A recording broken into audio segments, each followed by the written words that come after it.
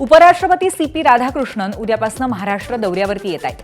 पदभार स्वीकारल्यानंतर सी.पी. राधाकृष्णन पहिल्यांदाच महाराष्ट्र दौऱ्यावरती येत आहेत. उद्या नागपूरमध्ये भारतीय युवक संसद अधिवेशनाचं उद्घाटन केल्यानंतर ते मुंबईत विविध कार्यक्रमांना उपस्थित राहतील. त्यानंतर 22 मार्चला पुणे जिल्ह्यातील उरुळी कांचन इथं निसर्ग उपचार आश्रमाच्या स्थापन दिनानिमित्त कार्यक्रमालाही ते हजेरी लावणार आहेत. तामिळनाडूच्या मदुराई शहरामध्ये अचानक झालेल्या हवामान बदलामुळे विजांच्या कडकडाटासह पावसाच्या सरी बरसल्या. या मुसळधार पावसाने अनेक परिसर जलमय झाले. उन्हाळ्याच्या दिवसात झालेल्या पावसामुळे उकाड्यापासून नागरिकांना काहीसा दिलासा मिळाला. हिमाचल प्रदेशात पावसाची संततधार पाहायला मिळतेय. कुल्लूमध्ये नैसर्गिक आपत्ती, आखाडा बाजारमध्ये भूस्खलन झालं. यानंतर प्रशासन अलर्ट मोडवर आलंय. धोक्यात असलेली अनेक घरं रिकामी करण्यात आली आहेत. या सगळ्यामुळे परिसरात भीतीचं वातावरण आहे. अनंतनागसह दक्षिण काश्मीरच्या इतर भागातही मुसळधार पाऊस झाल्याची माहिती आहे. पहलगाममधील नयनरम्य अरू खोऱ्यामध्ये हलकी हिमवृष्टी झाली आहे. उत्तराखंडमधल्या चमोली जिल्ह्यात असलेल्या बद्रीनाथ धाम मंदिरावरती बर्फाची चादर पाहायला मिळतेय. मंदिर परिसर आणि आसपासचे पर्वत बर्फाच्या पांढऱ्या चादरीने झाकले गेलेत. ही नयनरम्य दृश्य पाहण्यासाठी पर्यटकांची गर्दी झाली आहे. उन्हाळा सुरू झाला की क्रिकेटप्रेमींना उत्सुकता असते आयपीएलची. यंदाच्या हंगामामध्ये आयपीएलच्या 19 वर्षांमध्ये नाही घडली अशी ऐतिहासिक घटना घडणार आहे. आयपीएलमध्ये पहिल्यांदाच सर्व 10 संघांचे कर्णधार भारतीय असतील. सनरायझर्स हैदराबादचा नियमित कर्णधार पॅट कमिन्स सुरुवातीच्या सामन्यांमधून बाहेर पडल्यामुळे फ्रँचायझीनं त्याच्या जागी ईशान किशनकडे कर्णधारपद सोपवलं. त्यासोबतच स्पर्धेच्या सुरुवातीच्या सामन्यांमध्ये सर्व संघांची कमान भारतीय खेळाडूंच्या हातात असेल. गेल्या हंगामातही हैदराबादच्या पॅट कमिन्सला वगळता इतर सर्व संघांचे कर्णधार भारतीयच होते. आयपीएलच्या सुरुवातीपूर्वीच सनरायझर्स हैदराबादला आणखीन एक मोठा धक्का बसलाय. ऑस्ट्रेलियाचा सीम बॉलिंग अष्टपैलू खेळाडू जॅक एडवर्ड्स पायाच्या दुखापतीमुळे पूर्ण स्पर्धेतनं बाहेर पडलाय. 25 वर्षीय एडवर्ड्सला हैदराबादनं मागच्या लिलावामध्ये 3 कोटी रुपयांना विकत घेतलं होतं. यंदाच्या हंगामात एडवर्ड्स आयपीएलमध्ये पदार्पण करणार होता, मात्र आता त्याला पुढच्या वर्षापर्यंत वाट पाहावी लागणार आहे. चेन्नई सुपर किंग्सचा वेगवान गोलंदाज नॅथन एलिस हॅमस्ट्रिंग दुखापतीमुळे आयपीएलमधून बाहेर पडलाय. त्यामुळे आयपीएल सुरू होण्यापूर्वीच कर्णधार ऋतुराज गायकवाडच्या नेतृत्वात खेळणाऱ्या चेन्नई सुपर किंग्सला धक्का बसलाय. 2025च्या मेगा लिलावामध्ये 31 वर्षाच्या नॅथन एलिसला चेन्नई सुपर किंग्सनं 2 कोटी रुपयांमध्ये विकत घेतलं होतं. यापूर्वी एलिस 4 हंगामापर्यंत पंजाब किंग्ससाठी खेळलाय.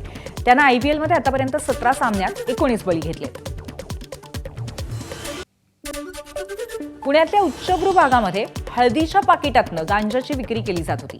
हळदीच्या पाकिटातनं गांजा विक्री करणाऱ्या दोघांना अटक करण्यात आली. बाणेर पोलिसांनी केलेल्या कारवाईमध्ये तब्बल 16 किलो गांजा जप्त केलाय. आरोपी एका खासगी कंपनीत नोकरी करत असून पुढचा तपास पोलीस करतायत.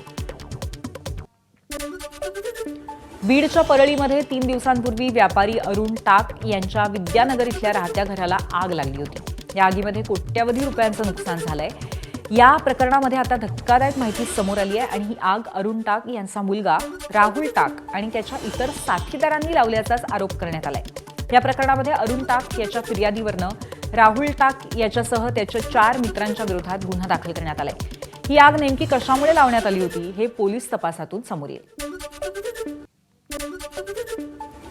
भांडूपमधल्या अमरकोर शाळेच्या परिसरात बिबट्याचा वावर असल्याचं सीसीटीव्ही फुटेज समोर आलंय. संरक्षण भिंतीवरनं उडी मारून बिबट्या शाळेच्या परिसरात शिरल्याची माहिती आहे. बिबट्याने परिसरातल्या कुत्र्यावरती हल्ला केला होता आणि या प्रकरणानंतर परिसरात अर्थातच नागरिकांमध्ये भीतीचं वातावरण आहे. गुढीपाडव्याच्या मुहूर्तावर सोनं आणि चांदीच्या दरात मोठी घसरण झाली, तर आज सोन्याच्या दरात 3,500 रुपयांची वाढ झाली. काल सोन्याचे दर प्रतितोळा 1,45,000 होते आणि आज ते 1,48,000 गेलेत. तर चांदीच्या दरांमध्ये आज 10,000 रुपयांची वाढ झाली आहे. चांदीचे दर 2,38,000 प्रति किलो होते, प्रति किलो पोहोचलेले आहेत. पुढच्या काळामध्ये हे आखाती युद्ध कायम राहिल्यास सोनं आणि चांदीच्या दरामध्ये असा चढ उतार पाहायला मिळू शकतो, असा सुवर्ण व्यावसायिकांचा अंदाज आहे. Bank of USA, bank of England, bank of Japan सर्वांनी असं ठरवलं की 2026मध्ये इंटरेस्ट रेट जे कमी होणार होते ते आता कमी नाही होणार आहे. आणि ऑफकोर्स इंटरेस्ट रेट वाढले तर हे सोन्यासाठी ते नेगेटिव्ह असतं.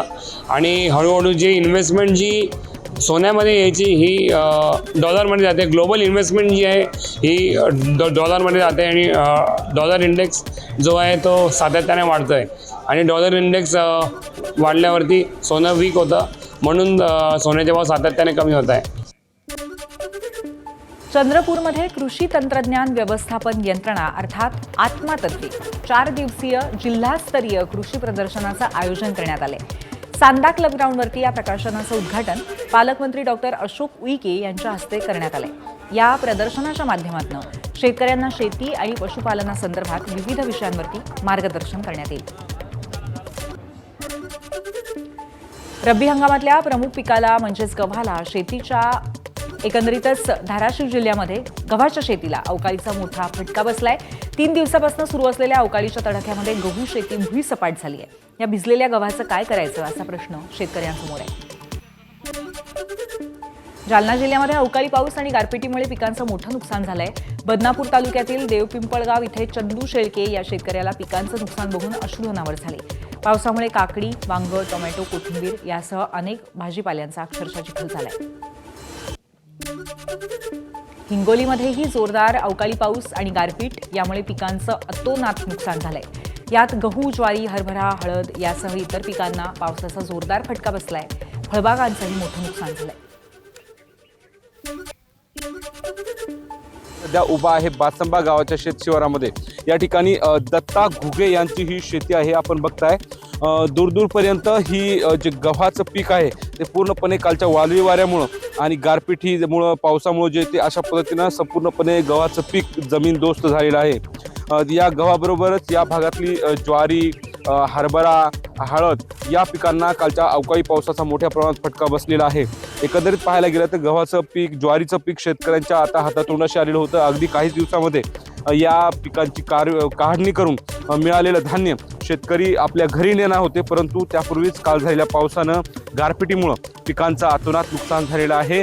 या गव्हाच्या भरोशावर शेतकरी वर्षभर खाण्याचं नियोजन करत असतात, परंतु आता आपण या ठिकाणी बघताय एकरभर लागवड केलेली आहे गहू. त्यापैकी हा जवळपास मोठ्या प्रमाणात गव्हाचं हे पीक अशा पद्धतीनं जमीनदोस्त झालेलं आहे.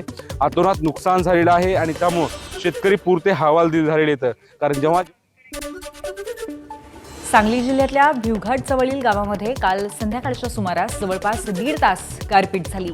या गारपिटीमुळे द्राक्ष, डाळिंब, केळी या पिकांचं मोठं नुकसान झालंय. भिवघाटमधल्या विठ्ठल कापसे यांची द्राक्ष बाग एका बाजूने कोलमडली आहे आणि 2 दिवसांमध्ये निर्यात होणाऱ्या द्राक्षांचे घड कुजायला सुरुवात झाली आहे.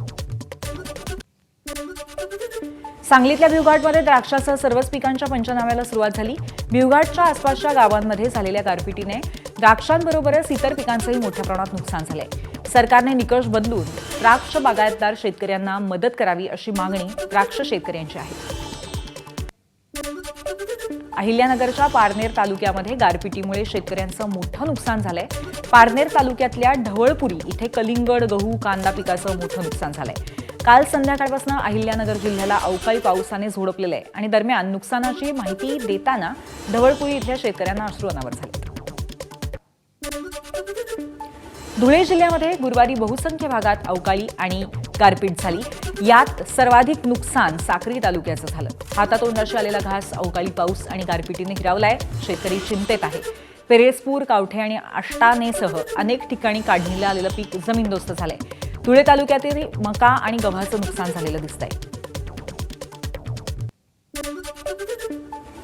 वाशिम जिल्ह्यामध्ये काल झालेल्या वादळी वाऱ्यासह अवकाळी पावसामुळे फळबागांचं मोठं नुकसान झालं. वाशिमच्या चिखली शेत शिवारामध्ये असलेल्या आंबा बागेला वादळी वाऱ्याचा तडाखा बसलाय. 2 वर्षांनंतर कुठेतरी चांगल्या उत्पन्नाची आशा शेतकऱ्याला होती, मात्र वादळी पावसामुळे शेतकऱ्यांच्या आंब्याचं प्रचंड नुकसान झालंय. अकोल्याच्या पातूर तालुक्यातल्या म्हळसूरमध्ये अवकाळी पाऊस आणि वादळी वाऱ्यामुळे रब्बी पिकांचं मोठं नुकसान झालं. पपई पिकांचं आणि कांदा बियाण्याचंही प्रचंड मोठं नुकसान झालंय. त्यामुळे शेतकरी प्रचंड हवालदिल आहे. वाशिम जिल्ह्यामध्ये सलग दुसऱ्या दिवशी अवकाळी पाऊस झाला. मानोराच्या विठोली परिसरामध्ये वादळी वाऱ्यासह पाऊस बरसत असून काही ठिकाणी हलक्या स्वरूपाची गारपीटही झाली. गहू, हरभरा तसंच इतर रब्बी पिकं सध्या काढणीच्या टप्प्यावर आहेत आणि अशातच या अवकाळी पावसामुळे पिकांचं, फळबागांचं नुकसान होण्याची भीती आहे. अवकाळी पाऊस आणि गारपिटीमुळे शेतातील भाजीपाल्याचं खूप मोठ्या प्रमाणावरती नुकसान झालंय आणि हातातोंडाशी आलेला भाजीपाला अवकाळी पाऊस आणि गारपिटीमुळे मातीमोल झालाय. राज्यात अवकाळी पावसामुळे शेतकऱ्यांचं खूप नुकसान झालंय आणि याच पार्श्वभूमीवर उपमुख्यमंत्री सुनेत्रा पवार यांनी परिस्थितीची गंभीर दखल घेतली आहे. नुकसानग्रस्त भागांचे तातडीने पंचनामे करण्याचे आदेशही दिले. शेतकऱ्यांना लवकरात लवकर मदत मिळावी यासाठी प्रशासनाला गती देण्याचे निर्देश देण्यात आले. एबीपी माझा, उघडा डोळे बघा नीट.